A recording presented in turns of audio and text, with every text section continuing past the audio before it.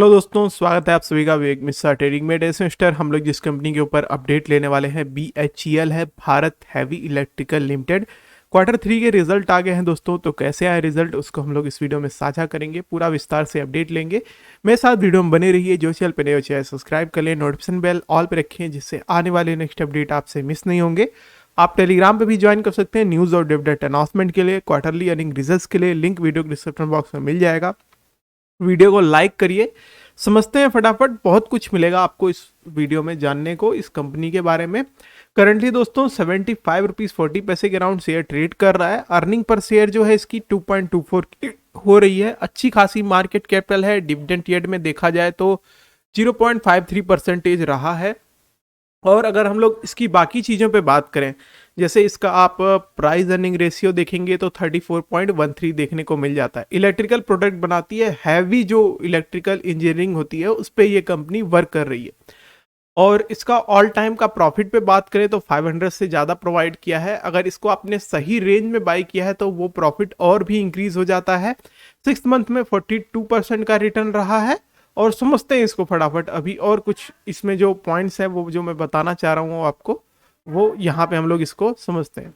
सबसे पहले देखिए, पावर की डिमांड बहुत ज़्यादा हैवी इलेक्ट्रिकल को रहती है। तो यहाँ पे इस बार इसने मतलब जो Indian Bharat heavy electrical post surprise profit on power demand, तो उससे ज़्यादा बेहतर हुआ है, तो काफ़ी अच्छी बात है। अभी मैं आपको जो चीज़ें दिखाता हूँ ये देखिए, 249% जो है इसका ग्रोथ हुआ है पावर सेक्टर से, क्योंकि इसकी अर्निंग का जो 76% आता है, इसलिए पावर पे इनका जो फोकस है वो रहता है।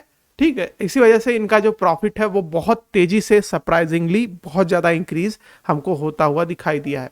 याद करिए दोस्तों, 2021 में इसी को ही ऑटो जो मशीन गन होती है नेवी के लिए बनाने का था ऑर्डर, तो उसको इसने कंप्लीट किया। फिर और भी इससे उस तरीके के ऑर्डर मिलते रहते, तो बहुत ज़्यादा अच्छी कंपनी है इस फील्ड में ग्रोथ के लिए। और इसका पावर जो सेक्टर है वो भी काफ़ी अच्छा अर्निंग यहाँ पे दे रहा है। अब हम लोग दोस्तों इसकी और चीज़ों पे बात करें, बड़ी सी मार्केट कैपिटल है। बुक वैल्यू भी इसकी 75 रुपीज़ 40 पैसे, मतलब करंट प्राइस जो है दोस्तों इस टाइम पे वही इसकी बुक वैल्यू है, तो काफ़ी सही जगह पे देखने को मिलता है। फेस वैल्यू 2 आ जाती है। ऑल टाइम हाई की बात करें तो 391 रुपीज़ के अराउंड भी था। 12 महीने की कंडीशन पे बात करें तो 14.2% और 152% इसका प्रॉफिट ग्रोथ रहा है। सेल ग्रोथ में भी बढ़ोतरी है, प्रॉफिट में बहुत ज़्यादा बढ़ोतरी है। क्यू ऑन क्यू बेसिस पे भी बहुत ज़्यादा इसके रिजल्ट बढ़े हैं। याद करिए दोस्तों, अब कंपनियां जो है हमारी इंडियन वो एक्सपोर्ट भी कर रही हैं, तो ये काफ़ी अच्छी चीज़ हो जाती है। अभी मतलब बहुत बड़ी मात्रा में नहीं, पर हाँ ये जो ग्रोथ है ये बहुत अच्छी बात है कि कुछ नहीं हो रहा था कुछ समय पहले और अब होने लग गया है, तो वो जाहिर सी बात है इकोनॉमिक के लिए, अपने इंडिया के लिए काफ़ी अच्छा रहेगा। तो पावर सेक्टर से 76%, इंडस्ट्री सेक्टर से 24%, इस तरीके से इसमें बटा हुआ है। फटाफट इसकी जो चीज़ों पे ध्यान देते हैं हम लोग, जो इंपॉर्टेंट पॉइंट है मैं वो आपको यहाँ से ही बता देता हूँ। जैसे कि आपको दिखेगा कि अपने बुक वैल्यू के मतलब अराउंड देखने को मिल जाता है शेयर।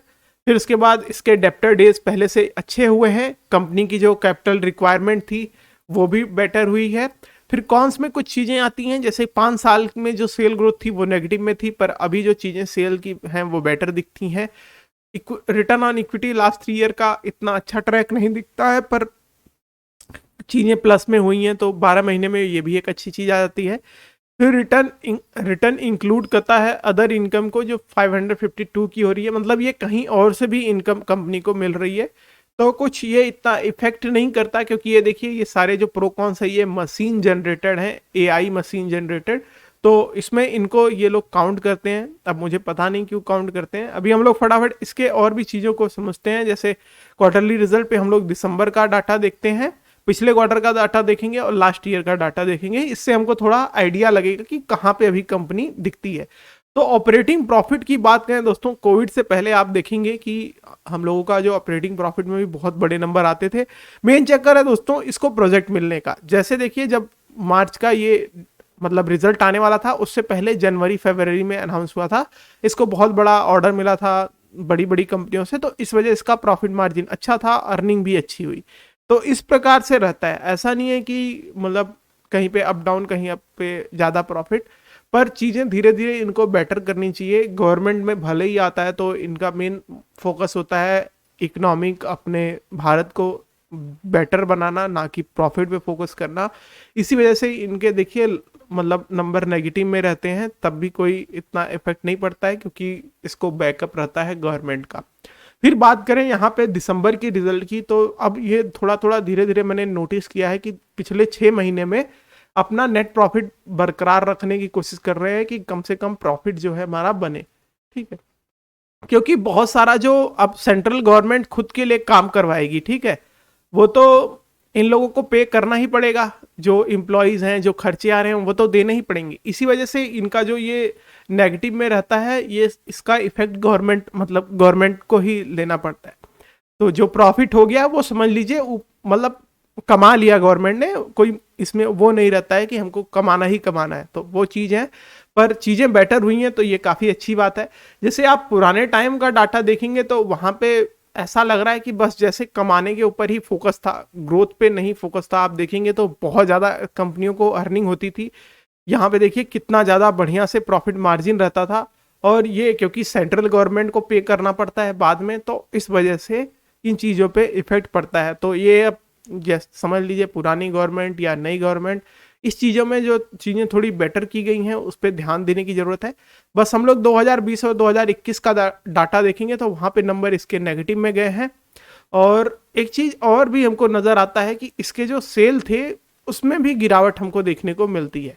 इसका मतलब ये हो गया कि जो गवर्नमेंटेड कंपनियां हैं उनको कम प्रोजेक्ट दे के प्राइवेट कंपनियों को भी प्रोजेक्ट ज़्यादा दिए गए हैं। ये डाटा वो भी शो करता है। तो अभी जो पिछला क्वार्टर का मतलब पिछले एफआई का नेट प्रॉफिट था 445 था। इस बार 12 महीने का जो चल रहा है वो 779 चल रहा है, तो अच्छा दिख रहा है ये प्रॉफिट। इस वजह से भी हम मान सकते हैं, मतलब बहुत सारी थ्योरीज निकल के आएंगी कि पुराने टाइम में बढ़िया सेल होती थी, इस वजह से नेट प्रॉफिट भी अच्छा था। तो चीज़ें देखना पड़ेगा कि कॉम्पिटिटर्स भी बढ़ गए हैं, ऐसा नहीं है कि और कंपनियां नहीं है। यहाँ पे देखिए कितनी सारी कंपनियां हैं। सीजी पावर इतना तेजी से ग्रो कर रही है। ये शेयर दोस्तों वही है जो मैंने आपको 39 रुपीज़ के ऊपर रिकमेंड किया था, और आज देखिए ये 328 रुपीज़ पे ट्रेड कर रहा है। तो बहुत शानदार ग्रोथ हुई है। इसका ROE देखिए 108% का देखने को मिलता है, ऐसा अमूमन देखने को नहीं मिलता है। हम लोग बात कर रहे हैं BHL पे, तो BHL के मैं चार्ट पे भी अपडेट कर देता हूँ, जो भी यहाँ पे पॉइंट्स दिखते हैं वो मार्क कर देते हैं। तो 72 रुपीज़ पे इसका अच्छा सपोर्ट है, स्टॉप लॉस लगा के आप करंट प्राइस के अराउंड बाई कर सकते हैं। टारगेट की बात करें, पहला टारगेट 84 रुपीज़ का, सेकेंड टारगेट अराउंड हम लोगों को 91 रुपीज़ का, और लॉन्ग व्यू टारगेट अब इसमें देखते हैं तो हम लोगों को देखने को मिलता है 108 रुपीज़ का। अब इसमें और कुछ ऐसा डिविडेंड का अभी तो इन्होंने कुछ घोषणा नहीं की है, तो फिलहाल के लिए यही अपडेट हो जाएगा। अगर डिविडेंड का इन्होंने अनाउंस भी किया तो टेलीग्राम पे मैं पोस्ट कर दूंगा। तो ओवरऑल यही अपडेट हो जाएगा BHL पे। थैंक्स फॉर वॉचिंग वीडियो, मिलता है कनेक्ट के साथ नेक्स्ट।